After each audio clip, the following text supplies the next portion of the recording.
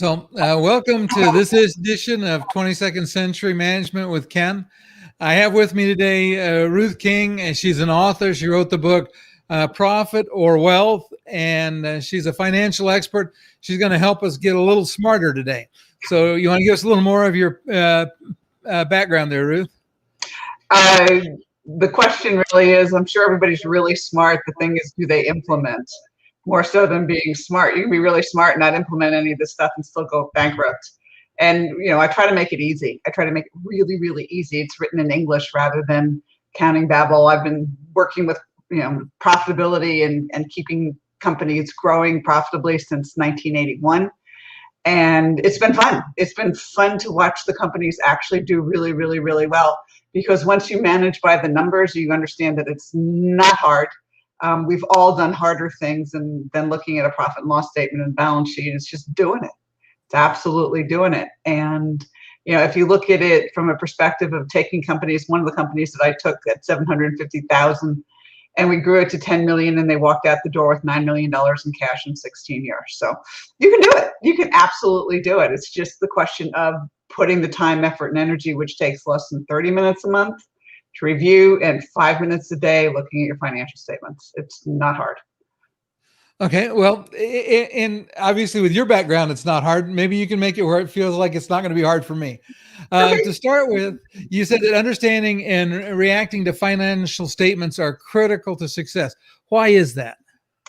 Because you can, number one, be profitable and still go out of business. I mean, COVID was a perfect example of it. If you had 100% of your business was with restaurants. I had one of my clients who had 80% of his business was with restaurants. When all the restaurants shut down, even though you were profitable, your entire customer base went bye-bye. So you have to pivot really, really quickly or go out of business with them.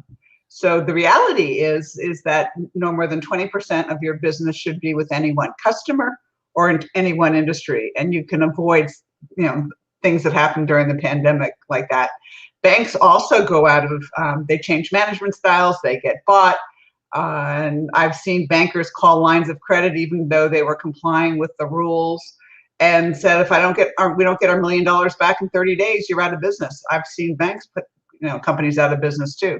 So the question is, profitable is important, but wealth is even more important because you can be profitable and still go bankrupt. Yeah, and it's interesting. I didn't realize, and I talked about this in beforehand. I didn't realize when I started my business that you could sell yourself out of business. Uh-huh. But if your receivables payment terms are more favorable than your payables favorable terms, and you sell a lot, you can wind up your cash just goes right away. I made probably the classic new guy in business mistake. I bought a lot of things with cash. I burned through a lot of the available capital I had rather than leasing because, it's less expensive if I buy it. And that was a profit over sustainability decision that I came to regret later. We survived, but it got really tough. Yeah, here's the rule. Receivables plus cash divided by payables plus credit cards. If they're not included in your payables, must be 2 or higher. That's the rule. Okay, very nice. So, and then I have a new rule. Yeah, you want the other one? I mean, the other one is if you're growing too fast. The other is annualized sales, which is how much you expect to do within a year, divided by working capital, which is current assets, things that are cash are turned into cash, minus current liabilities, which are things that have to be paid within a year. That should be less than 10. If it's more than 10 on average, then you're growing too fast and you have a really good shot of growing yourself out of business. So you probably had one of those too. Yeah. Well, and here's the funny thing is you think because you're profitable, you're fine. Because I was looking at the numbers, I was selling everything at a profit that, margins looked good. And, like I said, I learned that lesson the hard way. Yeah, it's called cash. Why would you want cash? Yeah, exactly. So let's talk a little bit more about understanding your financial statements. You talk about the fact that balance sheets are more important than P&Ls. Why do you say that? Because the balance sheet really tells you true profitability. A profit and loss statement just tells you whether you've been profitable for a month or maybe a quarter, or maybe a year, but it starts over again. I mean, how many of us said at the end of 2020, at 11:59 p.m., thank goodness this year is over. We got to start over again in 2021. Well, the same thing happened with your financial statements. So your profit and loss statement is for a day, a week, a month, and it starts over again, generally every month. Your balance sheet, on the other hand, started the day you started or bought your business, and it continues until you sell it or it closes its doors. So increasing profitability generally is seen on a balance sheet more so than it's seen on a P&L. And also a balance sheet will tell you whether you can pay your bills, which was another thing you probably didn't look at when you started it.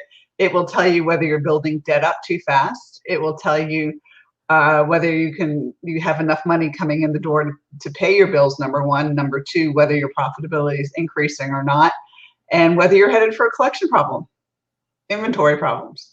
For those of you, of the audience who actually have inventory, that's all on your balance sheets, not on your P&L, not even close. Okay, so now that brings a question to my mind. This one isn't one we talked about, but because the third component that I looked at was tried to track was cash flow statement. Looking to see what the flow in, flow out looked like. So do you use the balance sheet instead of that, or do you use a cash flow statement as associated with your balance sheet?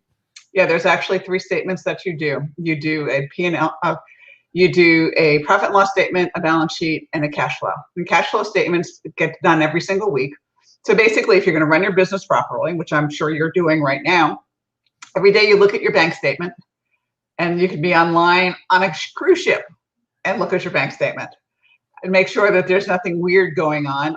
One of my clients' bookkeepers used to watch the bank statement, and the owner did, and he saw those two little deposits you get when you're setting up a PayPal account or something like that.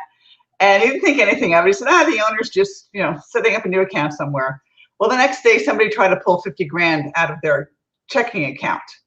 And it's like, no, and they shut the account down, but they were just testing to make sure the account was valid. So if you ever see those two little things, call your banker immediately. So look at when going in, what is going out every day. Every week you do a weekly cash flow report. And if you look at a weekly cash flow report to say, okay, what did we start the week with? How much cash was in the bank? What came in? What went out? And how much is left at the end of the week? And then we do one more thing. We look at what we project to happen next week. How much cash do we think is coming in? What are our bills, payables, payroll, whatever, and how much cash are we going to have, do we estimate at the end of the week? If it is negative, it's a lot easier to know it a week before payroll is due than your bookkeeper knocking on your door and going, payroll's due tomorrow and there's not enough cash in the bank. That's not a good thing. Well, and just in the spirit of honesty, I got in that situation. We wound up in a situation where, again, I had kind of outsold my capital because I started very undercapitalized. And one thing I didn't realize, and for those that are thinking about starting your business, I will share this piece of information, is if you're thinking about starting a business and you think you might want to borrow money, borrow it while you still have a job. Yeah, no kidding. Yeah. Because, I thought, well, I'll just, I can put together this plan, financials, all that, and go to the bank and borrow some money. And the second you need money, the bank will not loan you money. They only give money to people that don't need it. That's exactly right. Even though they claim they don't, but that's the reality of it. As bankers say, they're not in the risk business, and somebody starting a business is risky to them. If you had, you were borrowing, let's say $10,000 and you had $100,000 in collateral or something like that, or a house worth, $250,000. Sure, they loan you 10 because they have no risk. If you don't pay the loan back, they take your house and they can make a whole lot of money on your house at that point. So the idea is, if you're going to start a business, if you're going to take out a loan, you're right, do it when you're still working or something along those lines, when you quote unquote don't need the money. I would also look at it and make sure I had a customer first to find out that they are going to buy or not buy and why they buy or not buy. And if your friend, the mistake, and I'm sure you didn't make this mistake, the mistake that most people make when they're thinking about starting a business is they go to their friends. and their friends are working for somebody. They're not, for the most part, having their own businesses. And they say, well, I want to do this. I want to make grandma's mustard and sell grandma's mustard. Oh, that's a really good idea. The mustard's da-da-da-da-da. I said, fine, will you invest in my business? And then there's dead silence. So you can really tell at that point whether they think it's a good idea or not. They tell you it's a great idea, ask them to invest. You'll get the true story. I love that. That's a great litmus test. And it was interesting because I had customers, I had business, I was making money at that point in time. But like I said, my cash position I had let it get really bad by the time I went to the bank. And they're not going to do that because it's too risky for them. Yeah. The reality is if you have a 30-day, if you're net 30, then you better on that 31st day make a phone call. You can't let it go to net 45, net 60, or you're right, you will screw up your cash. Your cash flow depends upon it. And the reality is that many people hate to make those collection phone calls. They're absolutely critical if you're going to be in business. If you're not going to do them, get somebody else to do them. Yeah, no, I agree 100%. And we were able to get things turned around and go back, not being able to meet payroll. I went and sold a client a copier on a cash deal, at a substantial discount to make sure I could cover payroll. Never missed payroll, and I learned a lot of lessons on the way. We finally were able to turn our business around and sell it. But, some of those lessons are hard to learn, and it's better to learn them in advance before you open the doors rather than after. Yeah. The first book I wrote, The Ugly Truth About Small Business, was a story of 50 business owners plus myself and the heartaches we went through and the horrendous things that happened to us. And we all did it, everybody I interviewed, because we wanted people to learn from our mistakes and not make our mistakes. And, I've had people read that book and send me emails and things like that going, oh my gosh, thank you so much. I thought I was alone, or I decided I can't deal with some of this and I really don't think I'm going to start a business. That's, to me, is just as successful as somebody who reads it and starts. If you can't deal with what's in that book, don't start a business. You really shouldn't. Yeah, and it's interesting, the perception people have about you having your own business. Because when I had my own business, all my friends thought I was so fortunate. They said, you can go play golf when you want, you can do all these things. I said, no, what you don't understand is that when you start a small business, it's like grabbing a tiger by both ears. Once you got that business started, you're going to have to hold on really tight. You're going to go where the tiger wants to go for a while. Yeah. And run it by the numbers. I mean, you run it by the cash flow, the weekly cash flow reports, and run it, put together a budget, both a revenue side and a direct expense side, i.e. the expenses you have because you sold something, and the overhead side, which is the rent and the utility bills and all those expenses you have just to stay in business, and run your business by the numbers. So if your budget is $30,000 for January, you have to bring, and it's 5 days a week, it's not 7 days a week. So that's 20 business days. So I would pick a number that I can't do in my head. But anyway, it's 1,000 something a day that you have to bring in the door. Are you doing it or are you not? And if you're not, what can you do to bring it in the door? And if you're doing 2,000 a day, terrific. Why? Can we repeat bringing in 2,000? Are we bringing in 2,000 and getting paid for that 2,000? Or is that being stretched to 60 or 90 days and we have to fund all the expenses to produce that for that time period? I mean, these are all the questions that you really and truly need to ask. And then at some point, you'll say, okay, we're doing really great. And then you'll hit a wall, which is what I call no man's land. And then no man's land, you're crazy busy. You're running the business pretty much, with yourself and one or two people. And then all of a sudden you can't do anymore. You're just done. The tiger by the tail has pulled you around too many times and you're just exhausted and you have to hire people to delegate some of the work. And so you're adding overhead and your profitability decreases and your profits decrease until you grow to be able to afford that overhead. And once you get the growth in there, you get rid of no man's land.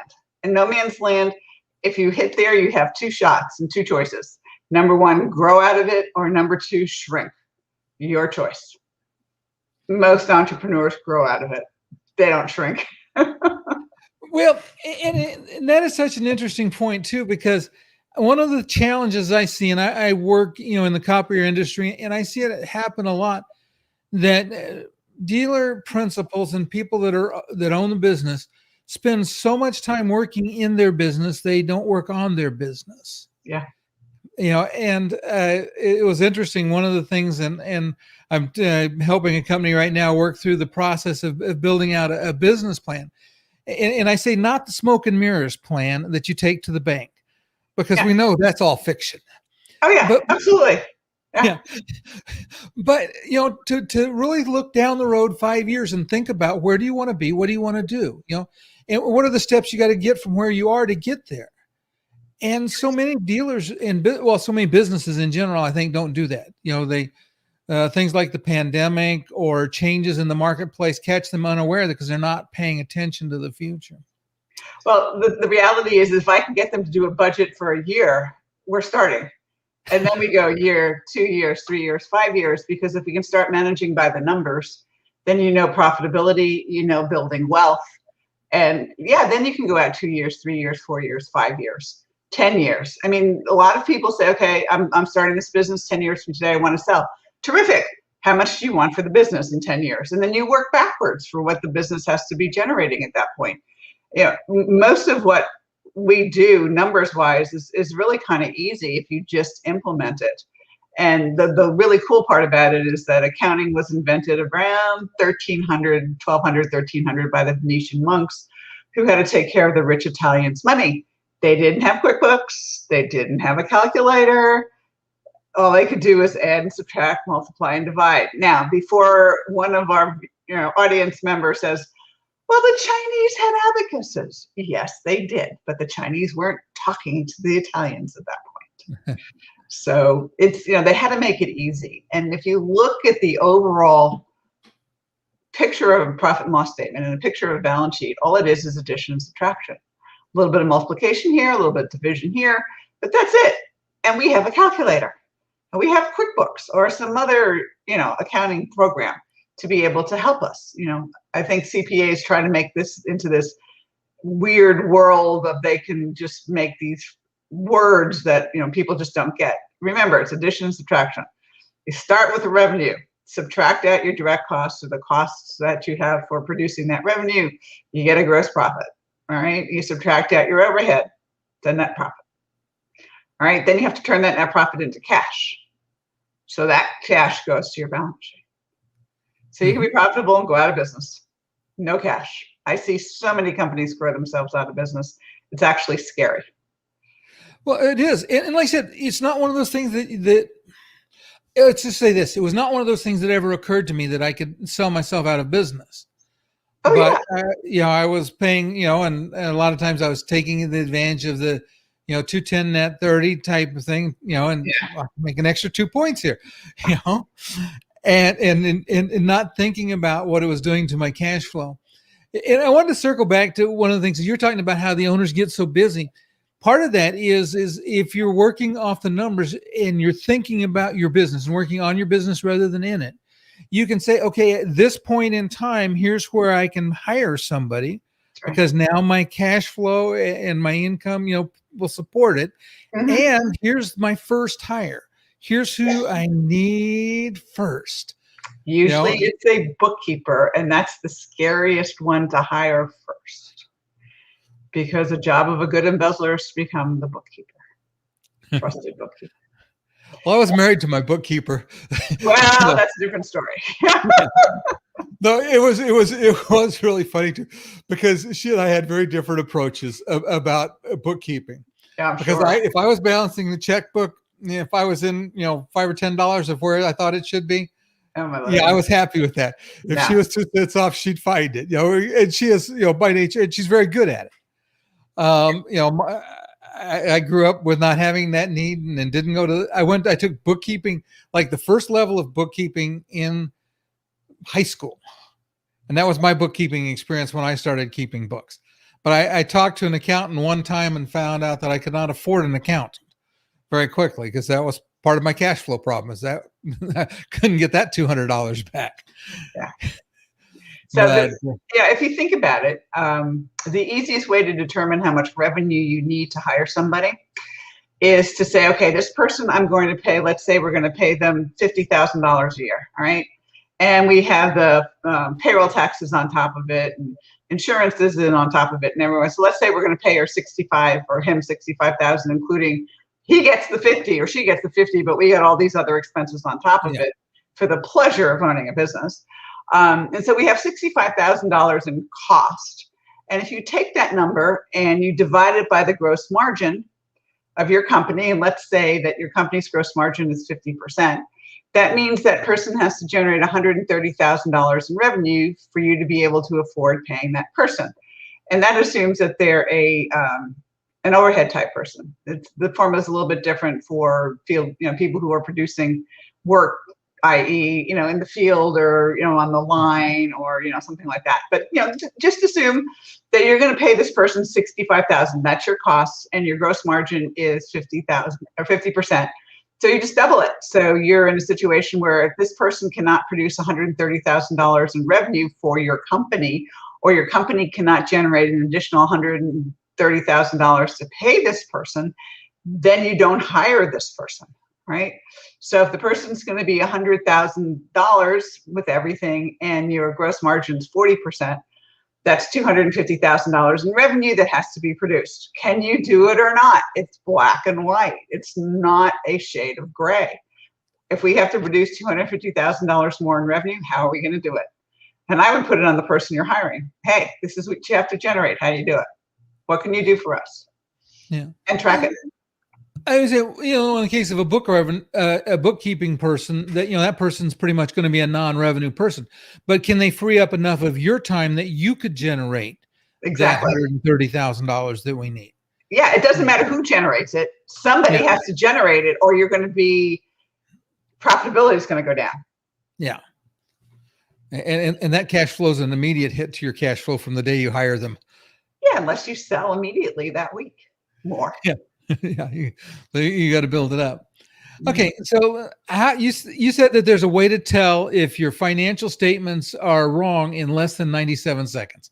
I want to know how to do that. What's the trick to that? Now, there's 10 things. All right. Number one, you have negative cash on your balance sheet.